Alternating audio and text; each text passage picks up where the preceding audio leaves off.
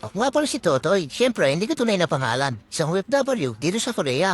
For today's video, papunta ako sa Dongyo kung saan maraming bilihan ng ukay-ukay at second hand na magamit na pwedeng ipadala sa Pilipinas at para makarating doon, siyempre sasakay ako ng bus. Ganito nga pala ang loob ng bus dito. Kunti lang yung upuan, mas maluwag sa gitna.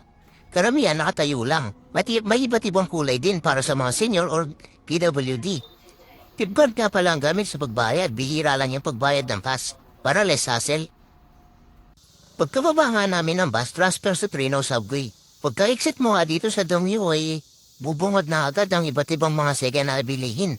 Mga gamit sa bahay, appliances, damit, bag, sapatos at marami pang iba. Kailangan mo lang dito ng tiyaga dahil alos isang barangay ang mga tindahan na pwede mong pagpiliin. Pwede itong pangbahay or padala sa Pilipinas. At ang kaganda, ang mura pa. Pero kung medyo maselan ka at may pambili naman, magranyo ka na lang. Meron ding mga second hand na bike, ang gaganda pa at may mga mura at meron din mga may kamahalan. May tinatawag silang carbon copy daw. Hindi ko lang, wala akong idea sa mga carbon na yan. Pero ang gaganda, ang aangas ng mga bike, oh.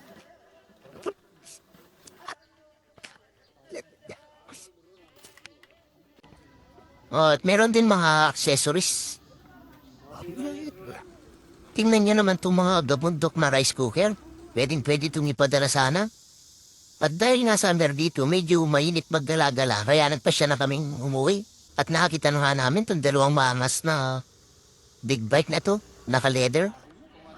Pagkatapos nga, siyempre kakain muna tayo bago magsiyo yan. Ano po bang orderin natin? Siyempre yung pambato natin dito, yung paboritong pagkain ng mga OFW sa Korea. Wala yatang hindi nakakilala sa pagkain nito. Kinatawag na Pyohe Jangguk. Mga buto-buto ng baboy, spare ribs na ewan ko manong luto ito sa spices na linalagay nila. Pero sobrang sarap talaga. Tapos laglag yung laman sa mga buto-buto. Yan o, iserve nila sa'yo kung kukulo-kulo pa. Yan o, ang sarap niyan.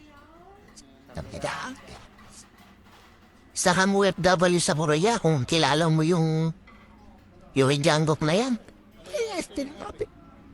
Sarap. At may mga gulay silang hinahalo. Hindi ko sigurado kung kimchi yan. Tapos yung sinaserve nilang kanin na isang maliit lang na nakalagay sa stainless parang isang maliit na mangkok. Tapos may maraming mga side dish, kimchi, green pepper.